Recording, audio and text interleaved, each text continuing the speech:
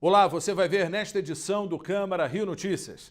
Ato marca os 25 anos da chacina da Candelária. Tragédia deixou 8 menores mortos. Como as investigações mostram, os assassinos eram policiais do 5º Batalhão da Polícia Militar. A história da chacina da Candelária causou indignação internacional. O Câmara Rio Notícias exibe uma série de projetos que foram aprovados no primeiro semestre desse ano. O primeiro deles, multa quem destrói o BRT. De 400 mil passageiros dia, 80 mil fazem o calote, deixam de pagar suas passagens. E depredação, um custo de 1 milhão e 400 por mês. Cidade do Rio de Janeiro sediou o maior evento de arquitetura do mundo. Estamos colocando aqui professores, estudantes, coordenadores, diretores do mundo inteiro para discutir o futuro, o presente e o futuro, da formação do arquiteto e urbanista e, portanto, o presente e o futuro das nossas cidades. A gente começa essa edição lembrando um evento que manchou a história da nossa cidade. Há 25 anos, um grupo de policiais militares atirou em adolescentes que dormiam na Candelária. 8 pessoas morreram. Um grito de dor e de alerta. 25 anos depois da tragédia na Candelária, várias instituições ligadas à defesa dos direitos humanos fizeram um ato para lembrar a chacina que deixou 8 mortos na madrugada do dia 23 de julho de 1993, no centro do Rio. Um dos grupos presentes foi a Associação Beneficente São Martinho, que trabalha com crianças e adolescentes que vivem na rua desde 1984. Valdinei Martins, coordenador de abordagem da associação, diz que a São Martinho tenta resgatar menores com projetos socioeducativos. Por dia, eles atendem de 25 a 30 adolescentes e crianças que costumam relatar uma rotina de ameaças nas ruas do Rio. Eles relatam, sim, agressão de todas as ordens. E principalmente os maiores agressores são os agentes públicos. E qual o perfil dessas crianças e adolescentes que chegam até a São Martinho?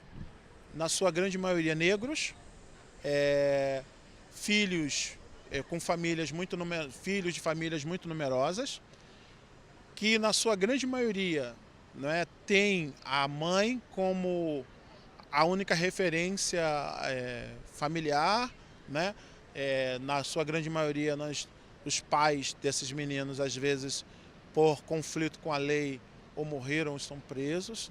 Todas as instituições que estiveram presentes aqui no ato, na porta da Câmara dos Vereadores, fazem parte do movimento Candelária Nunca Mais, que tem como lema o combate ao genocídio de menores. De acordo com o Unicef, todos os dias, 31 adolescentes e crianças são assassinados no Brasil.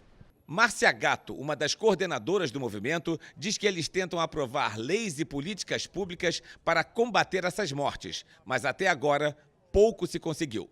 O Brasil é o país que mais mata a sua adolescência no mundo.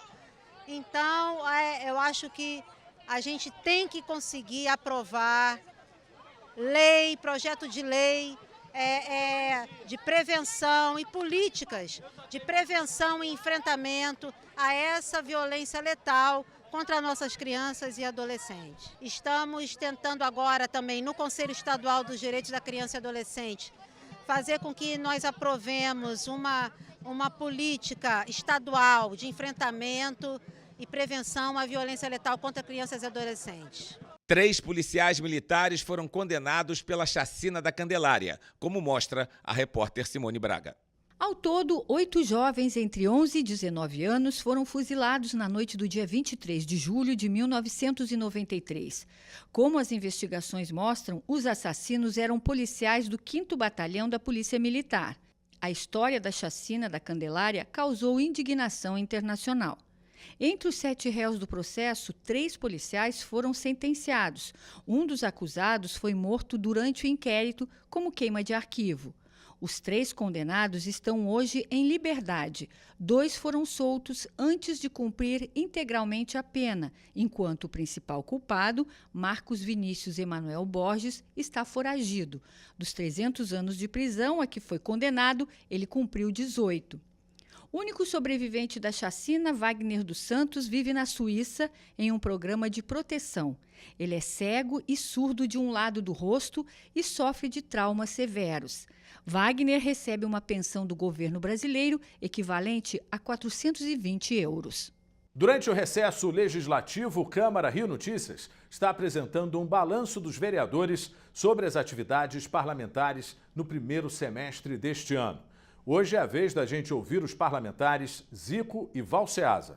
Foi 6 meses, acredito que não foi muito produtivo, né, devido aos problemas que a cidade está passando, né? A gente está tentando ajudar a prefeitura, ajudar a cidade do Rio de Janeiro para ver se melhora a qualidade da nossa população, né, onde a gente mora também.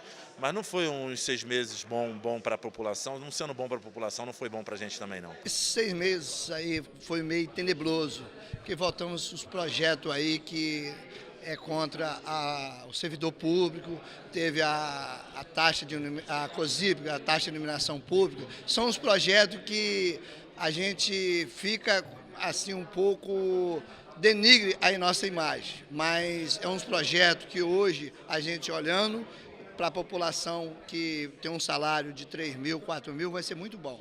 A gente continua falando sobre o Legislativo. Nessa semana, vamos exibir 5 entrevistas com vereadores que vão contar sobre um projeto que foi aprovado no primeiro semestre desse ano. E para começar, o parlamentar Felipe Michel fala sobre a lei que multa quem destrói o BRT. Quem traz mais informações é a repórter Luciana Cabizieri. É isso mesmo, Sérgio. De acordo com a lei, o usuário que depredar o BRT vai pagar pelo conserto do que foi danificado. Segundo o consórcio, o vandalismo é um dos principais problemas enfrentados pelo sistema do BRT. Vamos ver agora o que diz o autor da lei, vereador Felipe Michel. Eu tenho certeza absoluta que isso é um misto da ausência do executivo de pegar o problema e fazer resolver, do consórcio e da população. Do executivo, porque não bota a mão na massa para fazer as questões acontecerem com uma rapidez, da população, que infelizmente cada vez mais dando calote, cometendo os atos de vandalismo, só vai destruir o nosso patrimônio, o nosso transporte público, e nós aqui, vereadores, precisamos também fiscalizar mais, cobrar mais ao executivo. O prefeito Marcelo Crivella nos garantiu que com esse acordo que ele está fazendo com a Rio Ônibus, ele irá colocar guardas municipais em toda a extensão do BRT para fazer cumprir as 2 leis que são importantes. Do calote, só para ter uma ideia, de 400 mil passageiros dia, 80 mil fazem o calote, deixam de pagar suas passagens. E depredação, um custo de 1,4 milhão por mês. A cidade do Rio de Janeiro foi eleita pela Unesco Patrimônio Mundial pela sua paisagem urbana. Agora o município pode ganhar mais um título. A Cidade Maravilhosa vai concorrer para se tornar a primeira capital mundial da arquitetura. A repórter Aline Bordalo acompanhou um seminário que justamente discute a transformação das nossas belezas pelas mãos dos arquitetos. Moro num país tropical, abençoado por Deus e bonito por natureza. Jorge Benjor definiu bem: o Rio de Janeiro é bonito por natureza. Mas a mão do homem sempre pode melhorar um pouquinho as paisagens. Como? Através da arquitetura. Durante muito tempo, o projeto de arquitetura foi concentrado no próprio edifício, né? Mas isso já se perdeu, isso já não é mais há bastante tempo, né? Então, hoje, a arquitetura ela não vive sem o seu entorno. Em 2016, a cidade do Rio de Janeiro foi declarada pela Unesco Patrimônio Mundial por sua paisagem cultural urbana. Desde então, o tema vem sendo debatido em congressos e seminários. O Museu do Amanhã, que é um belo exemplo desse casamento entre natureza e arquitetura, foi palco de um deles. Diretores da Associação Brasileira de Ensino de Arquitetura e Urbanismo promoveram um debate com pesquisadores, profissionais de fora do Brasil e estudantes sobre a importância de se discutir a cidade dentro da sala de aula. A gente procurou fazer um panorama de como o ensino de arquitetura e urbanismo tem evoluído em outros estados, no próprio Rio de Janeiro e em algumas partes do mundo. Por enquanto, a gente tem uma abrangência principal na América do Sul, mas para as próximas edições já temos professores convidados de outras escolas. Mesmo assim, a gente tem tido alunos da Europa, dos Estados Unidos, que vieram para o nosso evento. A gente vê isso na parte das perguntas, que a gente acabou atingindo um grupo de alunos muito internacional. Entre os palestrantes estava o arquiteto Marcos Conder Neto, integrante do movimento modernista do Brasil. Ao longo de seus 91 anos, ele elaborou vários projetos no Rio, como a sede da prefeitura e o monumento aos pracinhas, no aterro do Flamengo. E eu procurei respeitar o mais possível o entorno. No monumento, por exemplo, nós tivemos a preocupação de fazê-lo o mais vazado possível para não obstruir a paisagem e de criar uma plataforma elevada para que as pessoas pudessem subir ali em cima e verificar também a paisagem. Em 2020, o Rio vai sediar o Congresso Mundial da União Internacional de Arquitetos.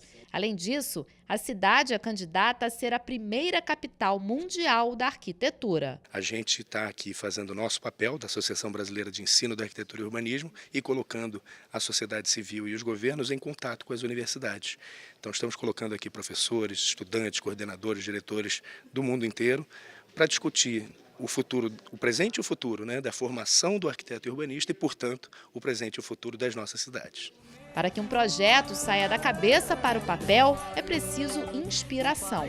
E, modéstia à parte, essa matéria-prima, a cidade maravilhosa produz de sobra.